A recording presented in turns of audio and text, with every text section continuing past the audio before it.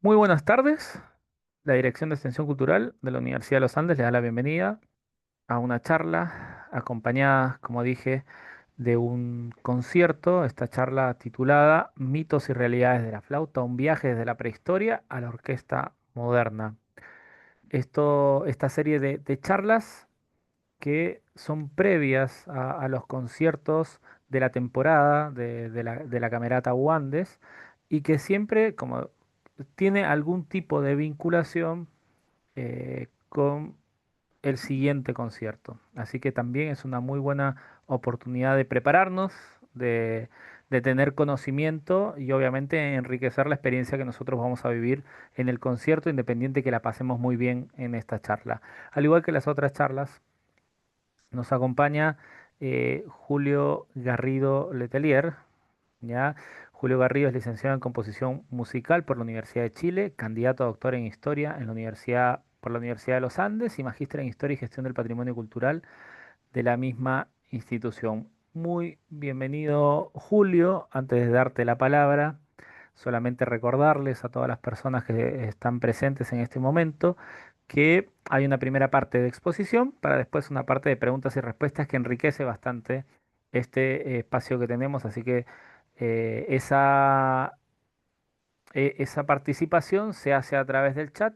No es necesario esperar hasta ese momento. Ustedes pueden ir dejando sus comentarios y preguntas durante la charla para que el profesor panelista del día de hoy pueda hacia el final recogerlas y responderlas. Bien, entonces muy bienvenido, Julio. Todo tuyo, el público del día de hoy. Muchas gracias, Raúl.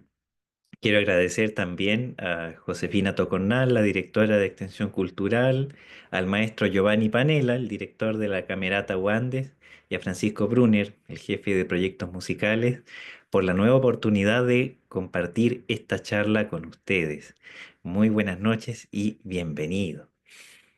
Hoy vamos a explorar, a diferencia de las otras dos charlas que algunos de ustedes ya habrán visto, donde hablamos de vidas de compositores, ahora vamos a hablar de un objeto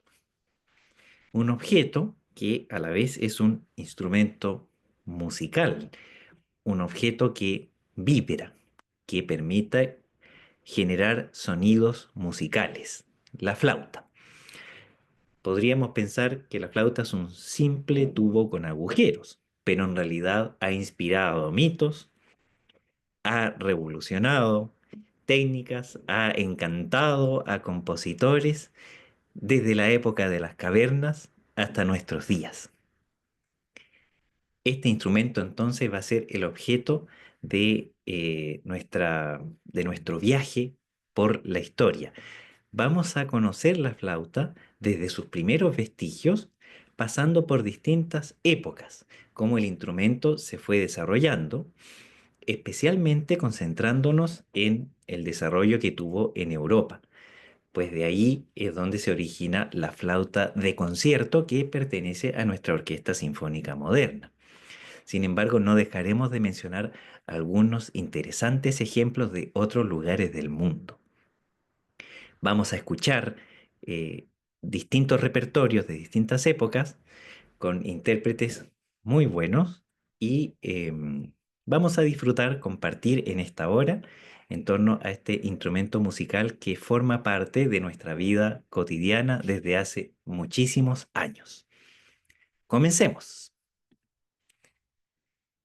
Los primeros vestigios de la flauta corresponden al periodo paleolítico superior.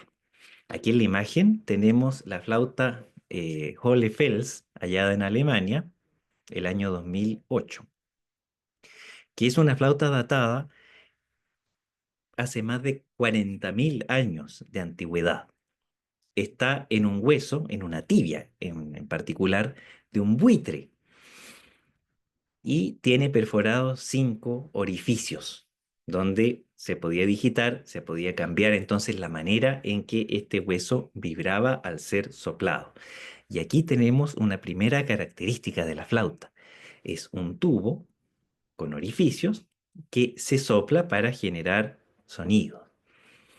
Hay algunas flautas, como vamos a ver en un momento más, que no tienen estos orificios, pero en general la flauta los tiene.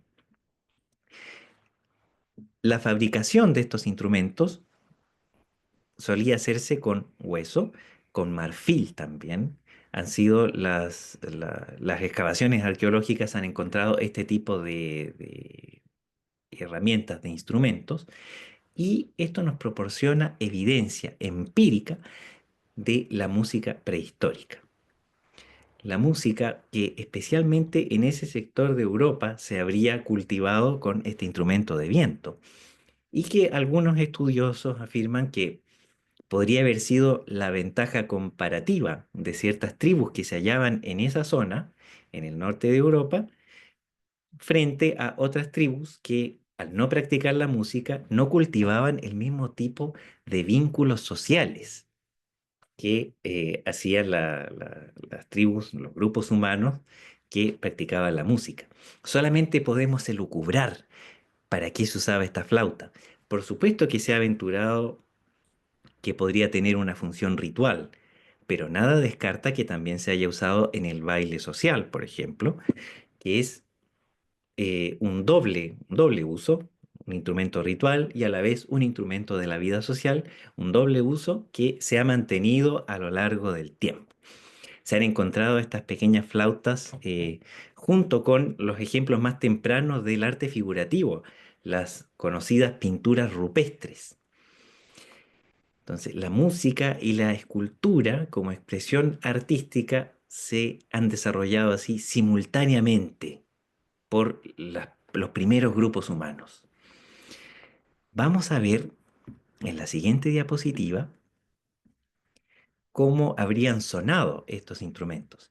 Aquí tenemos al profesor Yeli Atema, o Yeli Atema, profesor biólogo del Museo Norteamericano de Historia Natural, que está presentando aquí la reconstrucción de una flauta prehistórica hecha en un verdadero fósil, un hueso fósil, al que se le aplicó un corcho, ahí está mostrando el, el hueso, y se le colocaron, se dispusieron los agujeros de la manera en que se han encontrado los verdaderos vestigios de estas flautas. Vamos a escuchar al profesor tocando algunas notas para que veamos cómo sonaba.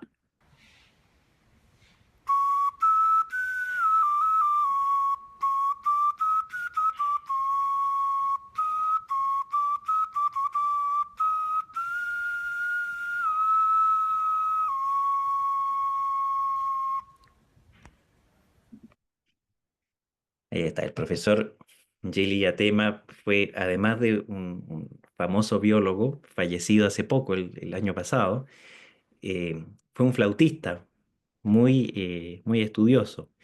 Así que verdaderamente él contribuyó a a la importancia que se le da al estudio del instrumento desde esa época del Paleolítico Superior.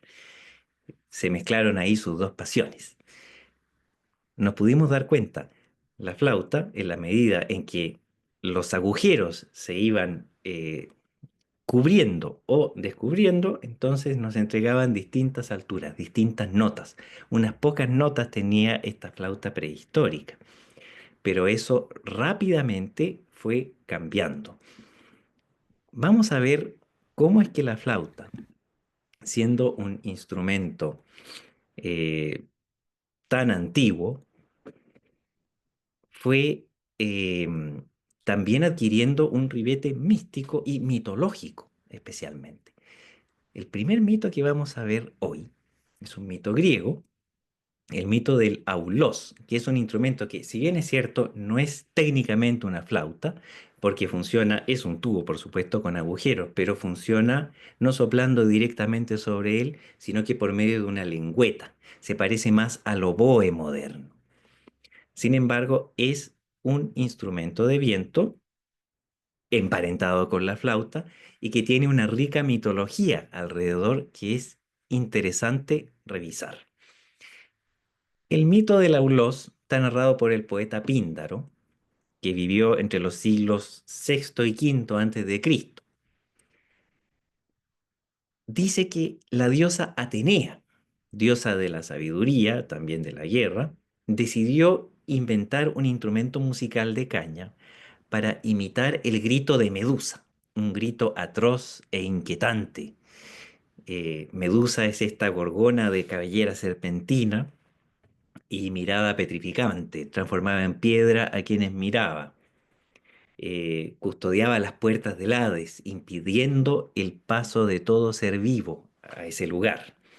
Entonces, este grito terrorífico de Medusa, la diosa Atenea habría intentado emularlo por medio de este instrumento, que como pueden ver en la imagen, esta imagen está tomada de un vaso griego, Atenea tocando el aulos, consistía en dos tubos con orificios y cada uno con una caña se tocaban al mismo tiempo. O sea, generaba dos sonidos al mismo tiempo. Ahora bien, Atenea cuando tocó este nuevo instrumento se dio cuenta con horror que al tocarlo necesitaba inflar sus mejillas y eso arruinaba su belleza. Al darse cuenta de esto, tiró el instrumento, lo dejó botado. Y el sátiro Marcias, un sátiro es un tipo de hombre mítico de la mitología griega, Marcias, habitante de Frigia, encontró el instrumento. Sin temer que pudiera haber ningún hechizo, lo usó para tocar música e intentar elevarse al rango de los dioses. Con esto desafió al dios Apolo a una competición musical. En esa competición, eh, el instrumento de viento se vio desfavorecido por la lira de Apolo. Apolo podía cantar y acompañar el canto con su lira, mientras que Marcias no podía cantar, solamente podía tocar el instrumento de viento. Por tanto, perdió la competición y como castigo fue desollado vivo por el vencedor Apolo. Se colgó, claro, fue desollado y su piel se colgó de un árbol. Dice la leyenda que continuaba agitándose la piel cada vez que el sonido de un aulós resonaba en las proximidades. Esta es la mitología en torno a este instrumento.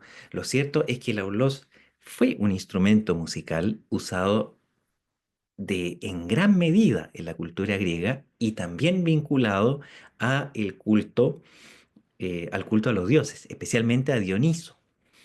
Entonces, o Baco también se le llama. Ese culto, esas libaciones iban ligadas al uso del aulos. Tenemos reconstrucciones modernas de este instrumento basadas en los vestigios que se han encontrado. Aquí vamos a escuchar a un luthier, Max Brumberg, quien basándose en un aulos que se encuentra en el Museo del Louvre, eh, pudo reconstruir este instrumento, que son dos flautas afinadas con una cuarta de distancia. Una cuarta es un intervalo musical. Por ejemplo, si una flauta está afinada en la nota do, la otra flauta está afinada en la nota fa. Esa es una cuarta. Vamos a escuchar entonces un poco de el curioso sonido de este instrumento.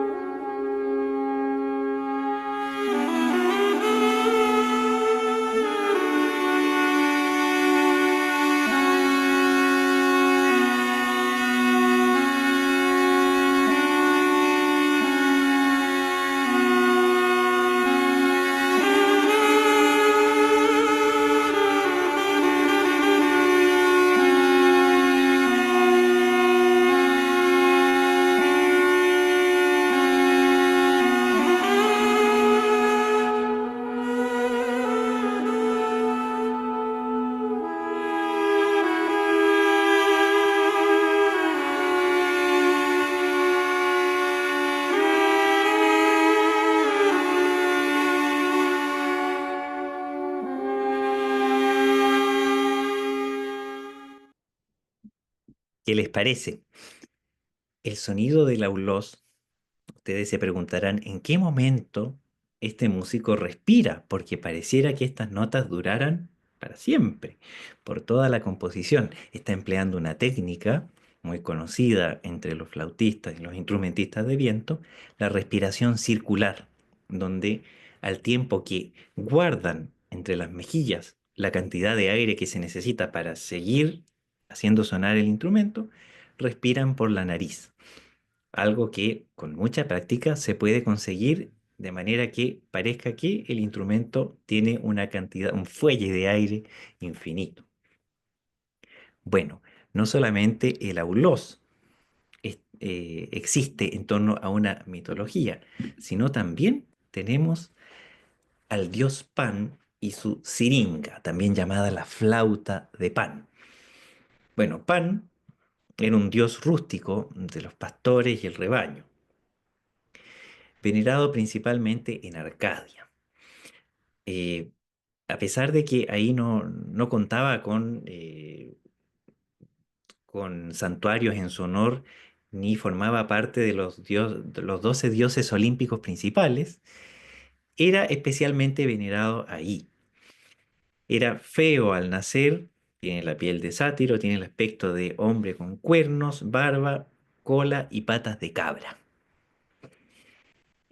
También era un dios venerado por cazadores, llevaba una jauría de sabuesos, en fin. Em,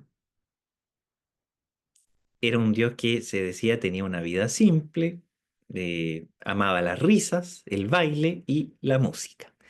Y por eso es que tocaba continuamente su flauta. La leyenda griega, la verdad es que la mitología en torno a cómo Pan obtuvo esta flauta varía, por supuesto, entre un relato y otro. Pero en general el relato es que Pan se habría enamorado de una ninfa, Siringa, que intentaba huir de la persecución de este fauno, hasta que finalmente para poder liberarse de él se lanza y muere en un lugar lleno de cañas, y que el viento que soplaba en ese lugar y que entraba por las cañas hacía sonar esta música que Pan finalmente decidió adaptar a un instrumento musical portátil. Lo pueden ver aquí en esta estatua de mármol, que es una copia de un original helénico que se encontró en Pompeya. Pan enseñando a Dafnis, otro personaje mitológico, a tocar la flauta. Podemos ver varias cañas de madera puestas una al lado de la otra, con distintos grosores y tamaño. Por tanto, permite cada uno de estos tubos hacer una nota diferente. Esta es la flauta de Pan que se puede encontrar en muchas culturas. ¿A qué nos puede recordar a nosotros que vivimos aquí en América del Sur? A la zampoña. En América del Sur tenemos una larga tradición de este instrumento musical. Su origen más antiguo se encuentra en el Perú, específicamente en la civilización de Caral, aproximadamente en el año 3000 antes de Cristo. Esta civilización de Caral se considera la más antigua de América. En Caral se hallaron flautas y zampoñas hechas principalmente de hueso de pelícano y de caña. Esto daba cuenta de una tradición musical compleja desde tiempos muy remotos. Después las culturas Nazca, Wari, Chimú, culturas más famosas, por cierto, en los estudios precolombinos, siguieron perfeccionando y desarrollando la zampoña. La fabricaron con caña, cerámica y otros materiales.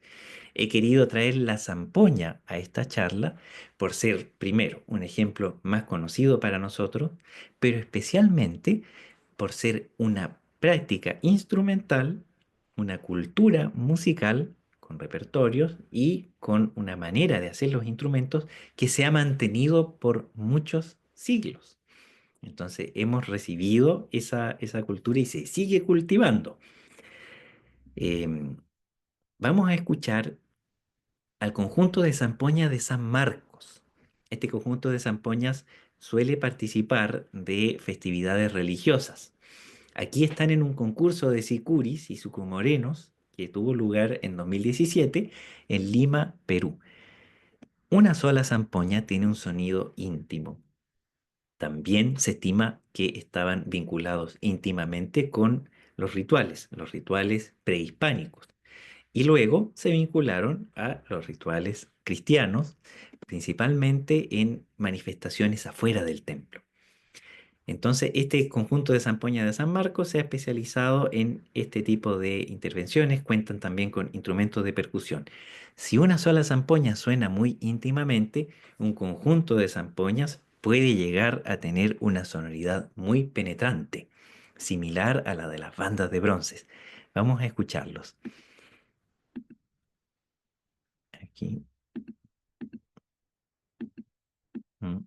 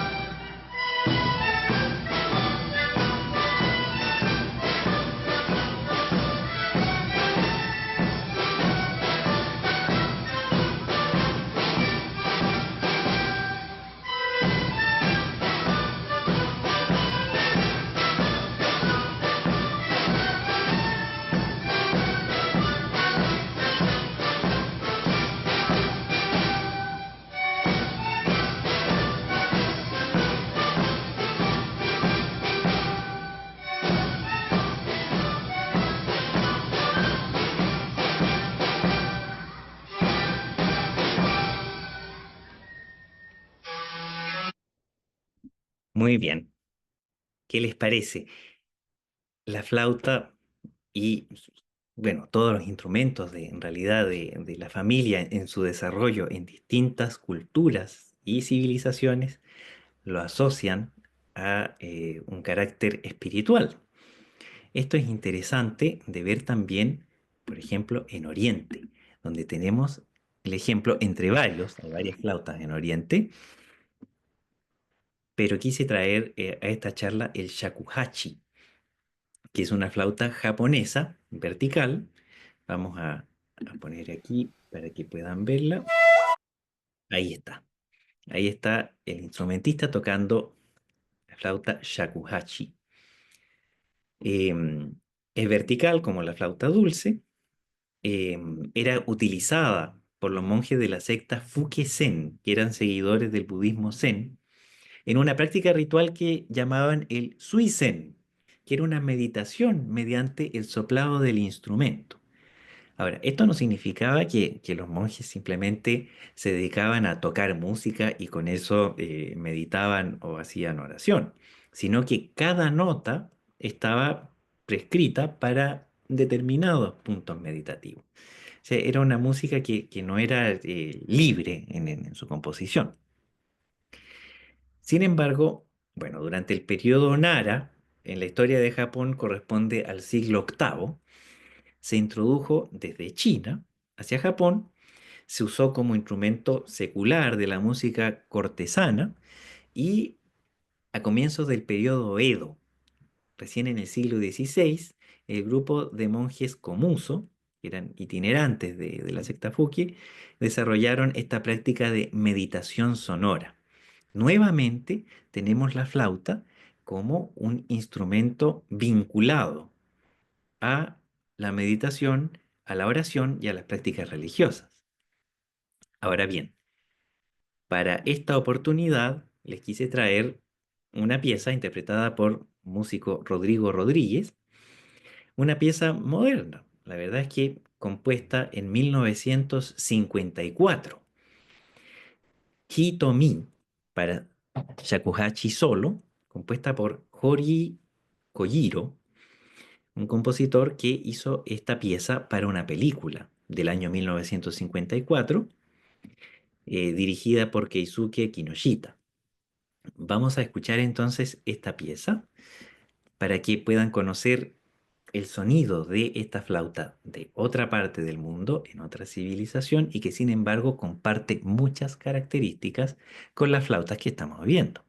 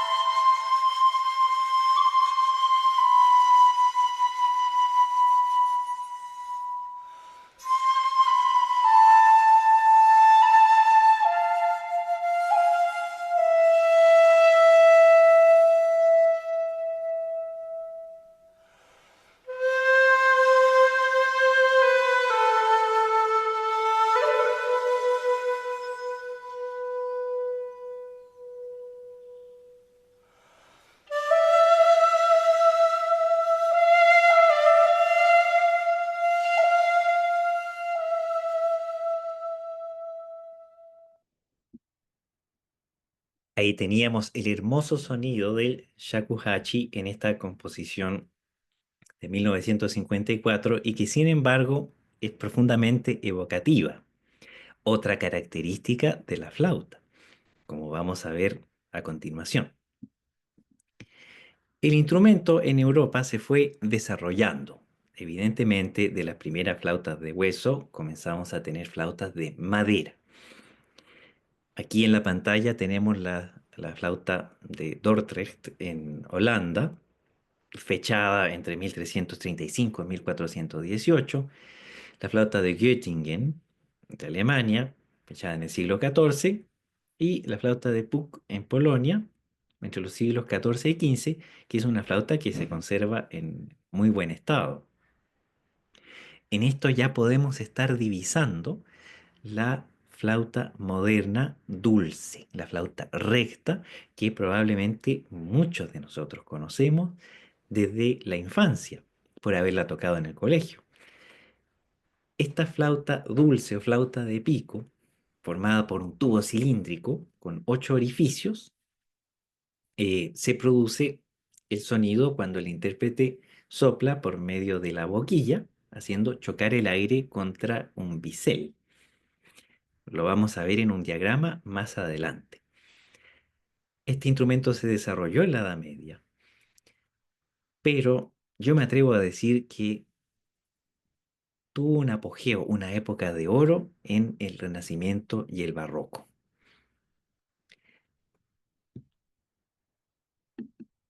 Eso no quita que durante la Edad Media haya existido el uso extensivo de la flauta, especialmente en la música secular. Vamos a conocer una breve pieza, una gaeta para organeto y flauta dulce, em, que interpretan Fiona Kitsili en el organeto y Marusa Rezavchek en la flauta. Em, el organeto es una especie de órgano de tubos portátil, que lo van a ver aquí, em, que se le da aire con un fuelle. Esta pieza tiene un pequeño inicio con el organeto y luego entra la flauta dulce. Vamos a ver cómo un instrumento ya de esta época tenía un sonido mucho más definido, con más cuerpo, más parecido a la flauta dulce de madera que estamos acostumbrados a oír hoy.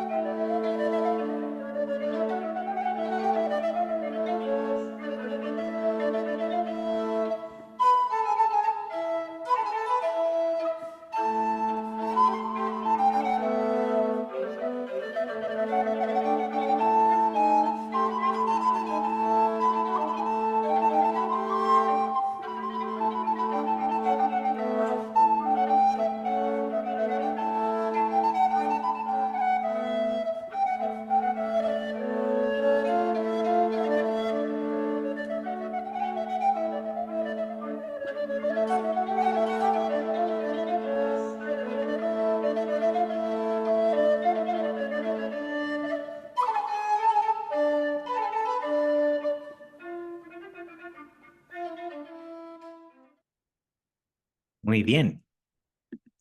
Aquí está el diagrama que les había prometido. El cabezal, ¿cierto? Con el bloque, que es aquí la letra A, el canal de viento, que es el espacio que queda entre el bloque y la madera exterior y el borde de corte o bisel por donde sale el aire. Al tapar o destapar los orificios, entonces se cambia la manera en que el aire termina de salir, en la manera en que vibra también el tubo y por tanto van cambiando las notas. Aquí pueden ver en la foto que está aquí abajo que esta flauta dulce se empezó a construir en distintos tamaños, por tanto pudiendo ocupar distintos registros, igual que la voz humana. Y yo creo que en este punto es donde podemos suponer el uso religioso, espiritual, asociado con la flauta, puede tener que ver con que es un instrumento derivado de las características de la voz humana, íntimamente ligado al hablar y a la voz humana, de la manera en que se ejecuta. No por nada, en el periodo del Renacimiento, las flautas se fueron agrupando en lo que se llaman los consortes o conjuntos, divididos por los distintos registros que se pueden encontrar en la voz humana, o sea, las flautas más agudas, al igual que las voces femeninas, por ejemplo, o las voces de niños, que tienen una tesitura aguda, y las flautas más grandes, más graves, como las voces masculinas. Era común que se compusiera música para voces, para distintas voces que eran tocadas por consortes de flautas, como el consorte de flauta que tenemos aquí, del The Royal Wind Music, que toca la gallarda del conde de Essex, de John Dowland, un compositor inglés. Aquí podemos darnos cuenta de un desarrollo más pleno del instrumento y, por supuesto, la riqueza armónica que nos trae el que se ejecuten en distintos instrumentos las distintas voces que forman una composición polifónica, es decir, con varios sonidos a la vez.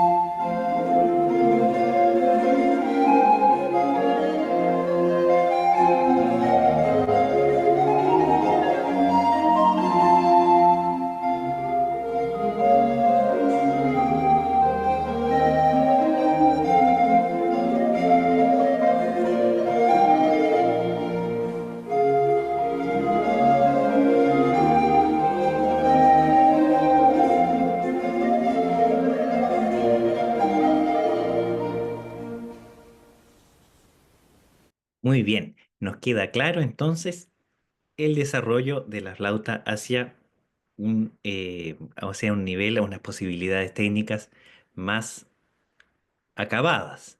Ahora bien, esto no pasó inadvertido para los compositores que progresivamente fueron confiándole a la flauta líneas melódicas más desafiantes. Así es como al llegar al periodo del barroco, la flauta em, comenzó a tener un repertorio escrito de mayor elaboración, que también le daba más protagonismo, donde la flauta aparecía acompañada de conjuntos instrumentales pequeños, orquestas barrocas de unos 5 a 10 instrumentistas, las más grandes. Y también la flauta dulce, que hemos estado viendo, la flauta recta, empezó a convivir con la flauta traversa, que llegó a Europa desde Asia, desde el Imperio Bizantino. Llegó concretamente a Alemania al punto que a estas flautas traversas, es decir, que en vez de tocarse hacia abajo, se tocan hacia el lado, se les llamaba flautas alemanas. Se introdujo en el siglo XIV a los demás países europeos. Esta flauta traversa tenía un cilindro un poco más ancho que las otras flautas y en la época barroca vio un apogeo también en su escritura. Nada mejor que escuchar una partecita de esta obra, el concierto, también llamado doble concierto para flauta traversa y flauta dulce en mi menor del compositor Georg Philipp Telemann, famoso compositor alemán de la época de Johann Sebastian Bach. Vamos a ver la Orquesta Barroca de Bremen tocando el Allegro de este concierto.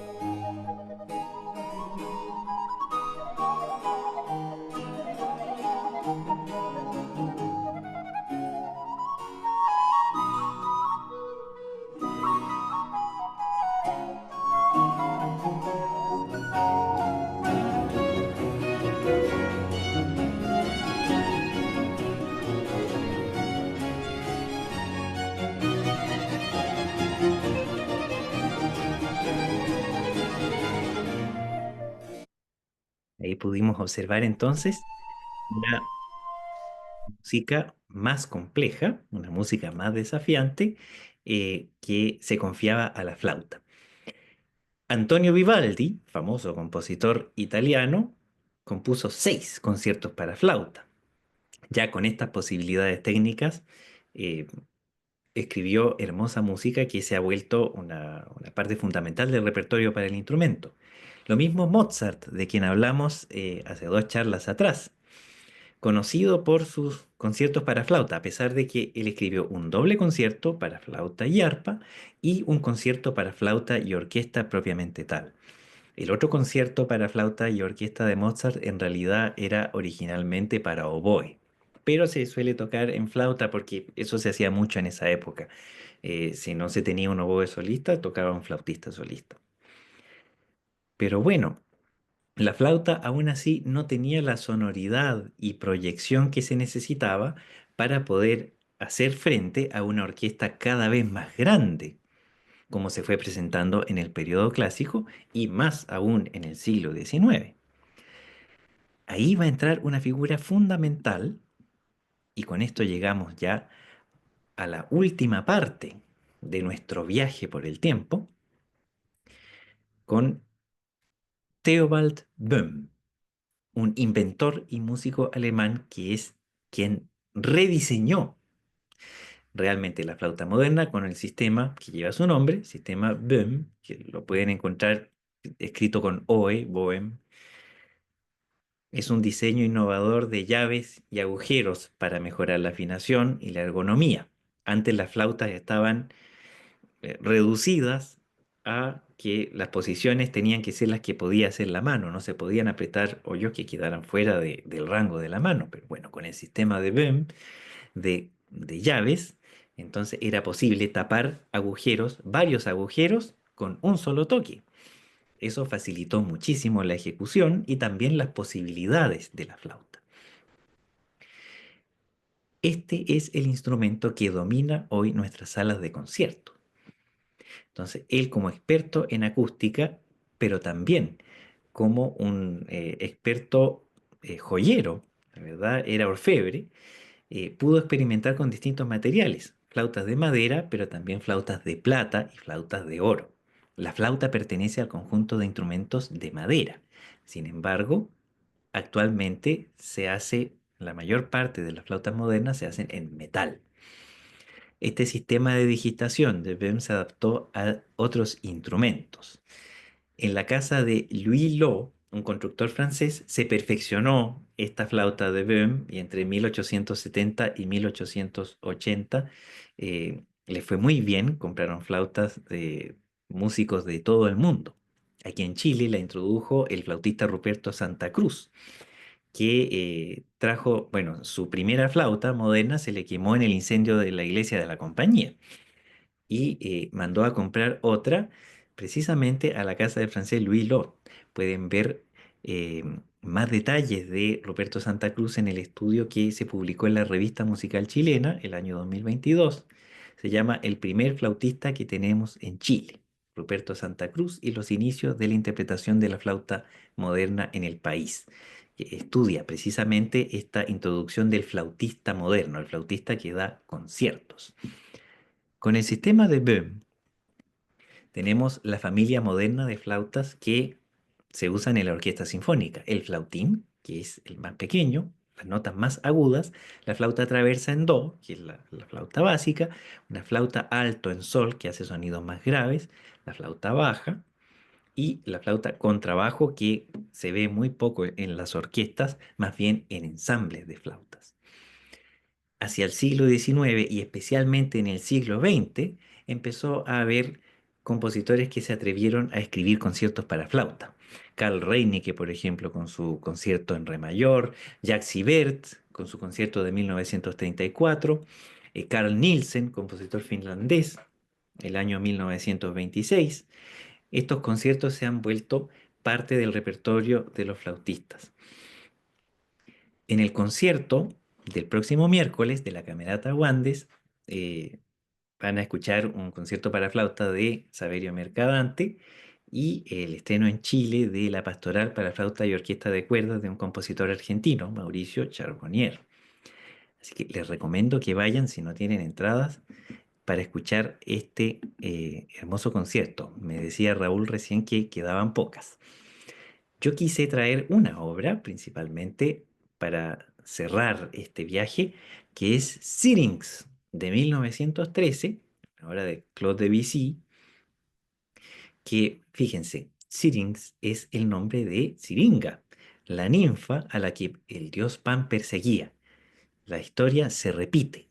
Los compositores volvieron a encontrar inspiración en la mitología griega y este Syrinx en realidad es una alusión al sonido de la flauta de Pan, que Debussy en esta obra para flauta sola lleva a nuevos niveles de expresión.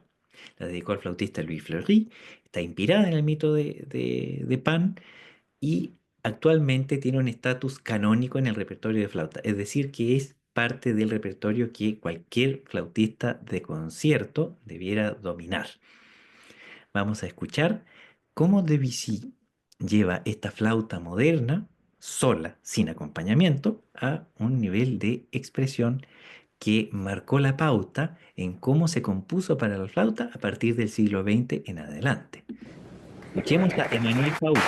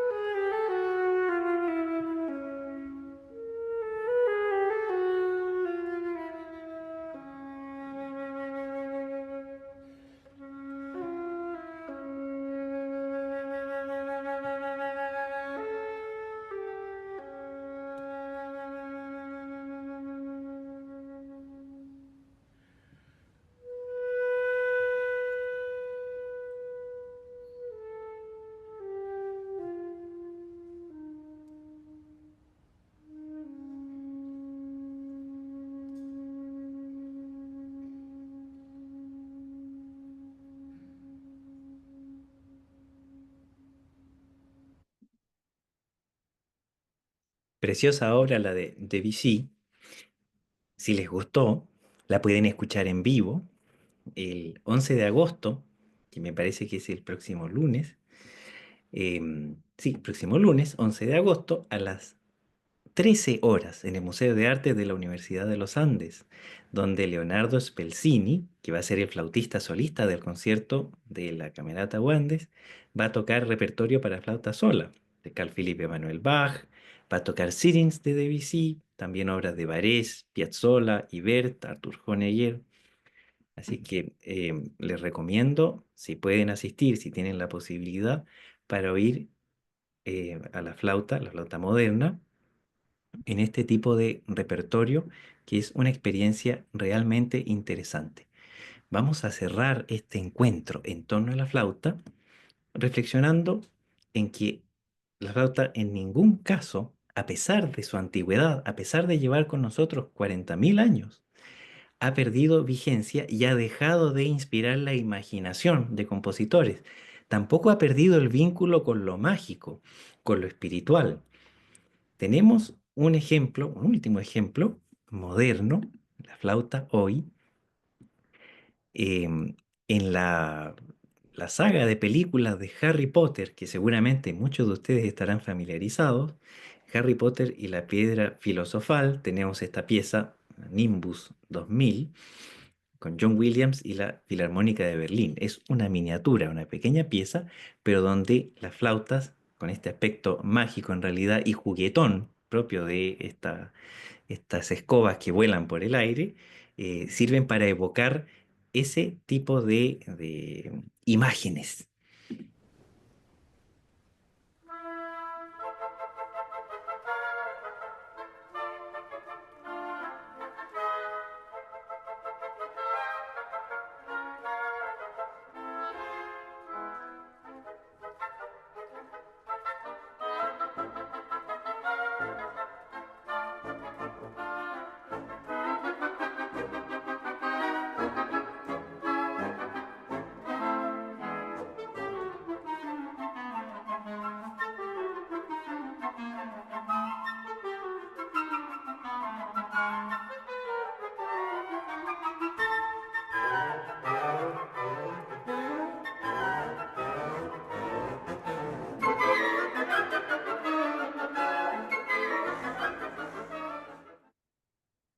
Muy bien, ahí estaba el extracto.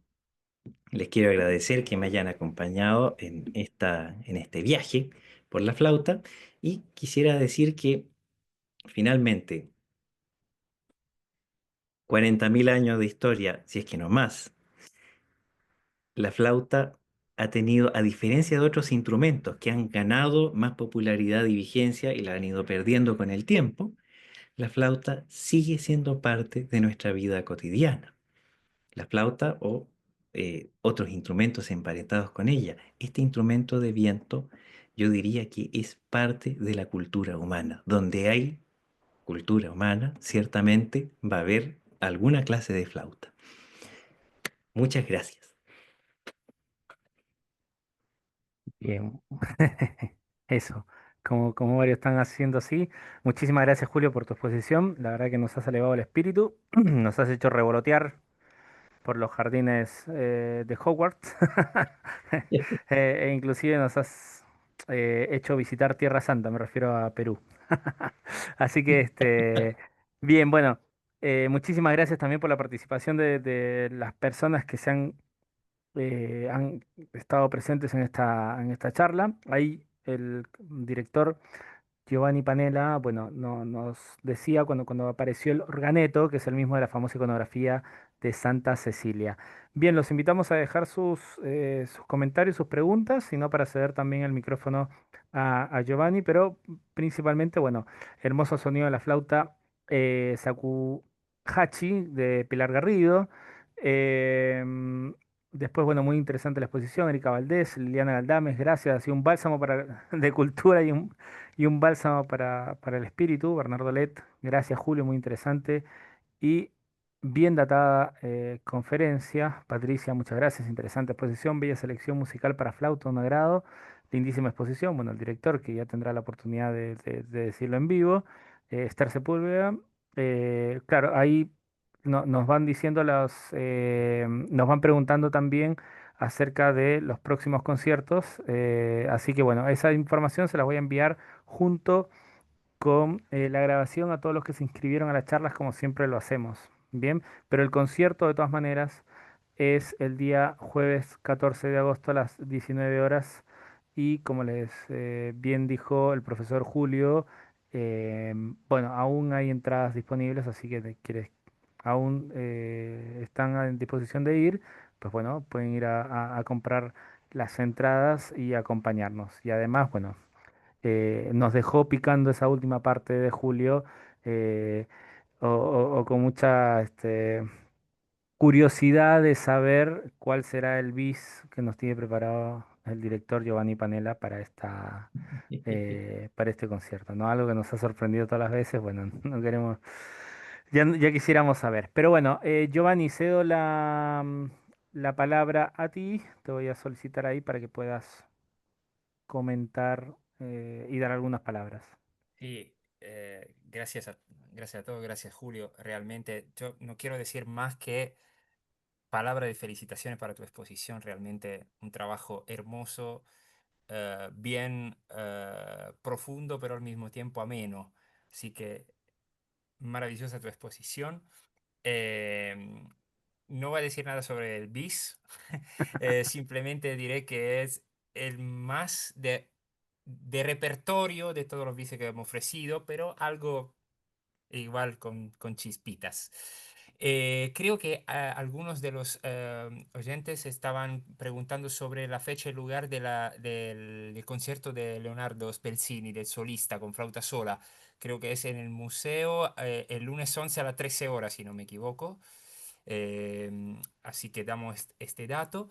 Y bueno, en nuestro concierto del jueves. Esta vez era del día jueves, no el miércoles. De jueves 14 de agosto tendrán otras pruebas de la versatilidad de este gran instrumento que la flauta traversa, con una obra realmente muy especial de Saverio Mercadante que se arraiga casi en la ópera lírica. Es un concierto casi operístico, lo que yo lo podría definir, ¿no? Con todas las reglas del operismo italiano.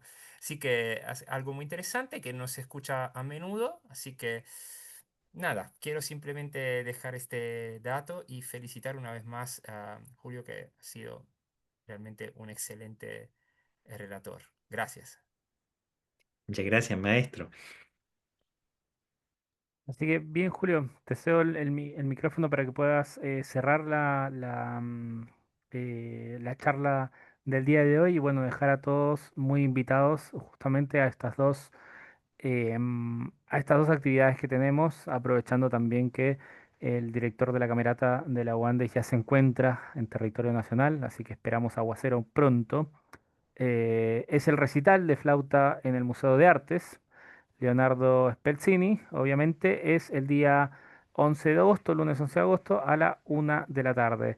Y bien, el concierto de la Camerata es el día jueves 14 de agosto y como ustedes ya saben, es en el aula magna de edificio biblioteca de la universidad.